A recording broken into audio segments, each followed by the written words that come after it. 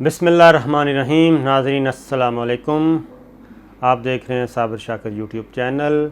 आज 31 अक्टूबर है, साल 2019 और दिन है जुमेरात का। आज हमारे पास इम्पोर्टेंट ख़बरें हैं और वो भी बताएंगे। धरना बताएंगे, आर्मी चीफ़ की एक्सटेंशन का नोटिफिकेशन हुआ नहीं हुआ ये भी बताएंगे, और ख़ास तौर पे मौलाना फजलुर रहमान साहब क्या करने वाले हैं। लेकिन सबसे पहले मैं आपसे रिक्वेस्ट करूंगा कि अगर आपने चैनल सब्सक्राइब नहीं किया तो काइंडली सब्सक्राइब कर लीजिए। वीडियो पसंद आए तो लाइक का बटन ज़रूर दबाइए और बेल आइकॉन को भी दबा दीजिए ताकि आपके पास तमाम videos in time on time पहुंचते रहें, बर वक्त पहुंचें और आप उसको देख सकें और ख़बरों से भी आगाह रहें। आज सबसे पहले जो ख़बर है वो बहुत ही दिल हिला देने वाली, अफसोसनाक, अलमनाक है, और वह है रेलवे हादसा। आज सुबह 6:30 बजे रहीम यार ख़ान लियाकतपुर के पास तेज़गाम ट्रेन, उसमें आग लगी और आग से 3 बोगियां मुतासर हुईं और तकरीबन 70 से ज़ायद लोग जो हैं वो जल कर खाकतर हो गए, शहीद हो गए और 100 से ज़्यादा ज़ख्मी हुए। और सबसे अफसोसनाक, उससे भी बड़ी बात यह है कि बग़ैर सोचे समझे वज़ीर रेलवे शेख रशीद साहब ने उसको कहा कि जनाब ये तो गैस सिलेंडर की वजह से हुआ है। गैस सिलेंडर अगर फटता तो आपको पता है कि उसका इम्पैक्ट होता, धमाका होता, कोई बोगियां शोगियां उड़ती। ऐसा नहीं है। उनकी इस बात को जो आई विटनेस है, शाहिद है, मुसाफिर हैं, वो बात मानने के लिए तैयार नहीं है। उनका कहना है कि ये शॉर्ट सर्किट हुआ है और गाड़ी के अंदर ही एसी ख़राब था या इस नौयत की कोई चीज़ थी, उससे आग भड़की है और फिर आग फैलती गई और बहुत मुश्किल से काफ़ी देर के बाद वो ज़ंजीर खींची गई और उसके बाद ट्रेन रुकी। लेकिन उस वक्त तक आग जो है वो अपना काम दिखा चुकी थी और कुछ शीशे तोड़ के मुसाफिरों ने छलांग भी लगाई। ज़ाहिर है तेज़ रफ्तार ट्रेन थी, उसमें चोटें लगीं। तो कहने का मकसद ये है कि तमाम वज़रा अपनी अपनी जो बेसिक ज़िम्मेदारी है वो पूरी करनी चाहिए, और बजाय इसके कि वो अपनी ज़िम्मेदारी पूरी करें वो सियासी अमूर में उलझे रहते हैं। तो इसकी एक तो बहुत इंतहाई फेयर किस्म की इंक्वायरी होनी चाहिए, और अगर ये सिलेंडर थे भी तो क्यों जाने दिए, ये किसकी ज़िम्मेदारी है? ये भी रेलवे हुकाम की ज़िम्मेदारी है। क्यों ऐसा सामान, ख़तरनाक सामान जाने दिया गया? और ये कहना कि वो अंदर नाश्ता बना रहे थे तो क्यों बना रहे थे, ये भी रेलवे हुकाम की ज़िम्मेदारी है कि वो रोकें। क्योंकि पुलिस जब इशारा तोड़ते हैं कोई तो उस पर ट्रैफिक पुलिस हरकत में आती है। तो रेलवे पुलिस को हरकत में आना चाहिए, रेलवे हुकाम को हरकत में आना चाहिए था। लेकिन ये एक इंतहाई ख़तरनाक और खौफनाक किस्म की गफलत है जो हादसा हुआ है। इसलिए ये ज़रूरी है, इमरान ख़ान साहब के लिए भी ज़रूरी है कि वो इस पे एक इंक्वायरी करवाएं और जो भी ज़िम्मेदार है उसको सज़ा मिलनी चाहिए। अब आते हैं जनाब मौलाना फजलुर रहमान साहब के धरने की तरफ, लेकिन उससे पहले एक ख़बर देते चलें।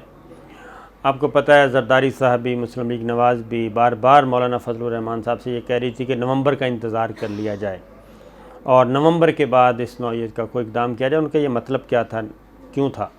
वो इसलिए था कि जनाब अभी तक चूँकि नोटिफिकेशन आर्मी चीफ़ की एक्सटेंशन का नहीं हुआ, जनाब बाजवा साहब का सिर्फ अनाउंसमेंट हुई है, नोटिफिकेशन अभी हुआ नहीं। तो उसका ज़रूरी है उसका नोटिफिकेशन होना, तो उसका इंतज़ार कर लिया जाए। हो सकता है फ़ैसला तब्दील हो जाए, हो सकता है ये हो जाए, हो सकता है वो हो जाए। लेकिन अब इत्तलात ये कन्फर्म हो चुकी हैं कि army chief general Qamar Javed Bajwa साहब की मज़ीद 3 साल के लिए जो अपॉइंटमेंट है उसका सारा प्रोसीजर मुकम्मल हो चुका है।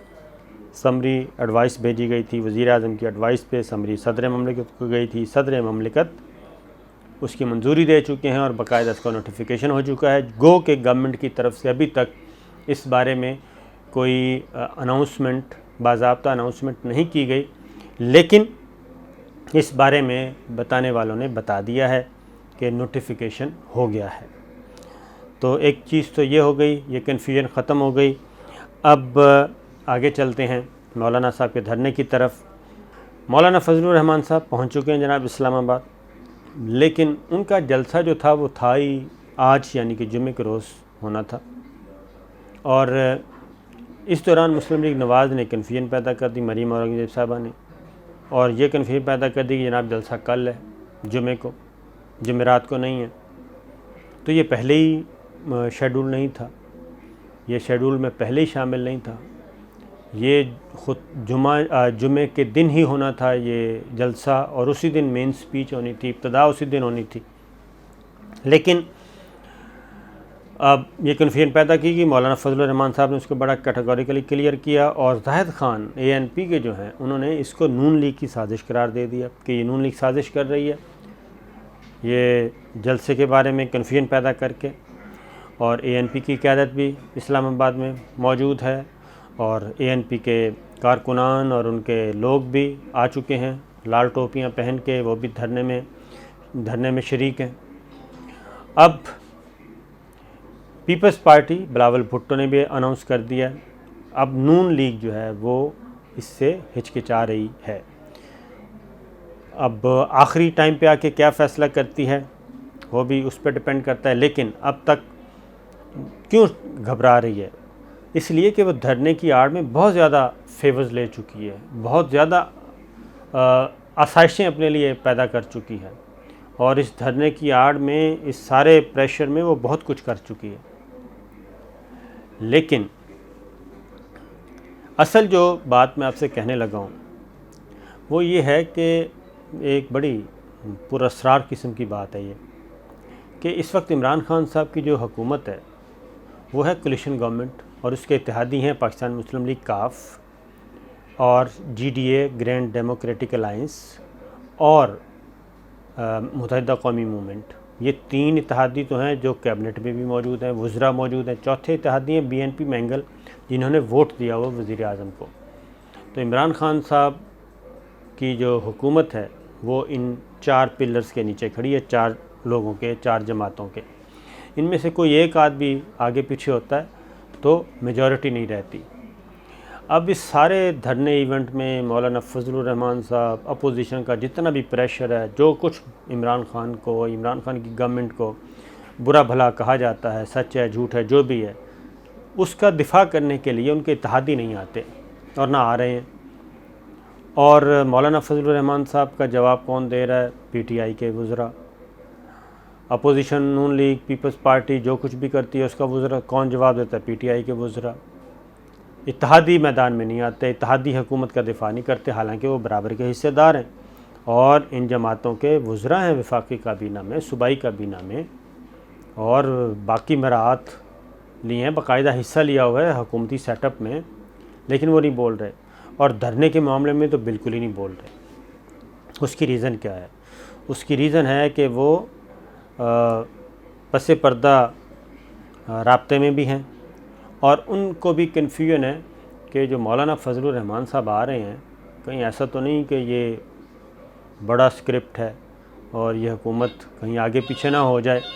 ये जो जमातें हैं, ये जमातें भी कंफ्यूज हैं कि कहीं ऐसा तो नहीं है कि इन हाउस तब्दीली आ जाए, और अगर इन हाउस तब्दीली आती है तो फिर दोबारा, क्योंकि इन 4 जमातों के बगैर कोई गवर्नमेंट बन नहीं सकती। इन 4 में से कम 2 जमातों का होना ज़रूरी है।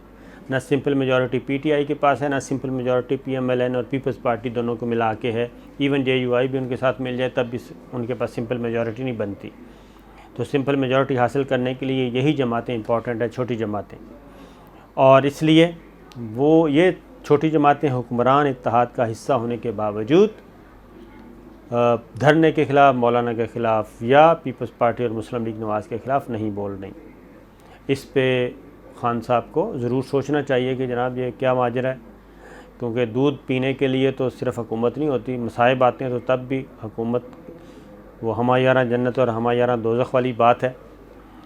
ये भी आप ज़रा सोचिए कि क्यों ये जो छोटी जमातें हैं, इत्तेहादी जमातें हैं, वज़रा हैं इनके लोग, फहमीदा मिर्ज़ा साहब हैं, मोहम्मद मियाँ सोमरो साहब हैं, MQM के वज़रा हैं, सिद्दीकी साहब हैं, वज़ीर क़ानून हैं फ़रोग़ नसीम साहब, मुस्लिम लीग काफ तारिक बशीर चीमा साहब, ये सारे, तो क्यों ऐसा हो रहा है? तो ये ज़रूर सोचिएगा। अब अगली बात ये है कि इनसे निपटने के लिए क्या किया जाना चाहिए, क्या करेगी गवर्नमेंट। तो आज मुज़ाकराती कमेटी जो हुकूमत की है, उन्होंने आज एक खाने पे बुलाया हुआ था, स्पीकर हाउस में ये खाना था। असद कैसर साहब थे, परवेज़ खटक साहब थे, असद उमर साहब, शफ़क़त महमूद साहब, नूरुल हक कादरी साहब, फ़िरदौस आशिक़ अवान साहिबा, ये सारे थे। और हम थे तकरीबन 10-12 लोग जर्नलिस्ट। तो उन्होंने बताया कि हुकूमत ने अपोजिशन ने मांगा था डी चौक और हुकूमत ने पेशकश की थी परेड चौक की। तो इन दोनों बातों पे डेडलॉक हो गया। अपोजिशन JUI जो है वो परेड चौक के लिए राज़ी नहीं हुई और हुकूमत डी चौक के लिए राज़ी नहीं हुई। फिर ये जो जगह दी गई है ये JUI ने ख़ुद इंतखाब की थी कि हमें G9 और H9 ये वाली जगह दे दी जाए, लिहाजा ये जगह उनको दे दी गई। और ये मुज़ाकरात हुए सियासी तौर पे अकरम दुरानी साहब के साथ हुए, परवेज़ खटक साहब के और कमेटी के, दोनों जो तरफ की कमेटियाँ थीं, रैबर कमेटी थी। और उसके बाद उन्होंने कहा मुसवदा हमने तैयार किया, लेकिन मुआहिदा किया ज़िले इंतज़ामिया ने और JUI ने, ताकि वो उनके साथ अपने इंतज़ामात करे। और दूसरा ये कि इसका फ़ैसला भी मौलाना को इस्लामाबाद में आने तक का जो फ़ैसला था वो भी जो हुकूमती मुज़ाकराती कमेटी थी उसने रिकमेंड किया था। और उस रिकमेंडेशन को, उस राय को वज़ीर आज़म के सामने पेश किया गया। वज़ीर आज़म इमरान ख़ान ने ओके किया और कहा गया कि ठीक है, इनको आने दें। अब वो आ चुके हैं। अब अगला है जनाब रेड ज़ोन की सिक्योरिटी। गारंटीज़ दे दी गई हैं। गारंटीज़ वही हैं जो 15 रुपए के बयान हल्फी पे लिखी हुई हैं स्टाम्प पेपर पे, और उस वही गारंटी हैं। लेकिन क्या उन पे अमल किया जाएगा, और अमल नहीं किया जाता तो फिर क्या होगा? तो उसके लिए पुलिस है, Punjab police, Islamabad police, KP के पुलिस हज़ारों की तादाद में आ चुके हैं। रेंजर्स को रेड अलर्ट पे है। उसके बाद अफवाज पाकिस्तान। तो रेड ज़ोन और डिप्लोमेटिक एनक्लेव, आज जो वज़ीर दाखिला ने बताया कि ये सिक्योरिटी सारी की सारी होगी फ़ौज के पास, और ज़ीरो टॉलरेंस है कि अगर कोई रेड ज़ोन या डिप्लोमेटिक एनक्लेव की तरफ अगर किसी ने सोचा भी तो उस पे तो है ज़ीरो टॉलरेंस, कोई रियायत नहीं की जाएगी। दो बातें। अब है जनाब कि क्या फ़ौज और अवाम आमने सामने होंगे, तो ये भी मैं आपको बता दूं कि फ़ौज मुज़ाहिरीन के सामने नहीं आएगी। फ़ौज सिर्फ़ हसास इमारतों का दिफ़ा करेगी, डिप्लोमेटिक एनक्लेव का दिफ़ा करेगी, रेड ज़ोन का मखसूस एरिया उसके सपुर्द होगा। लिहाजा ये भी तयशुदा है कि अफ़वाज पाकिस्तान अवाम के सामने किसी भी सूरत में नहीं आएंगे, आपस में मुठभेड़ नहीं होगा। अगर मुआहदे की पासदारी नहीं होती तो JUI जो है, JUI अगर तोड़ती है मुआहदा तो फिर उसके लिए पुलिस और फिर रेंजर्स ये काबू करेंगे उनको, और अगर इन्होंने पुरअमन रहा तो फिर कोई कुछ नहीं कहा जाएगा। इब्तदाई तौर पर ये 4-5 रोज़ का इनका प्रोग्राम है, और 4-5 रोज़ के बाद ये फ़ैसला करेंगे कि अब क्या करना है, हुकूमत से कुछ हासिल करना है या नहीं करना, क्योंकि ये डिपेंड करता है कि कितने लोग यहाँ पे टिकते हैं धरने के मकाम पर। अदरवाइज़ अगर नहीं टिकेंगे तो मौलाना लूज़ करेंगे। अब ये असाब की जंग है, देखते हैं इसका क्या नतीजा निकलता है। लेकिन फ़िलवक्त हर तरफ एक र्यूमर्स हैं, कॉन्स्पिरेसीज़ हैं, यही चल रही।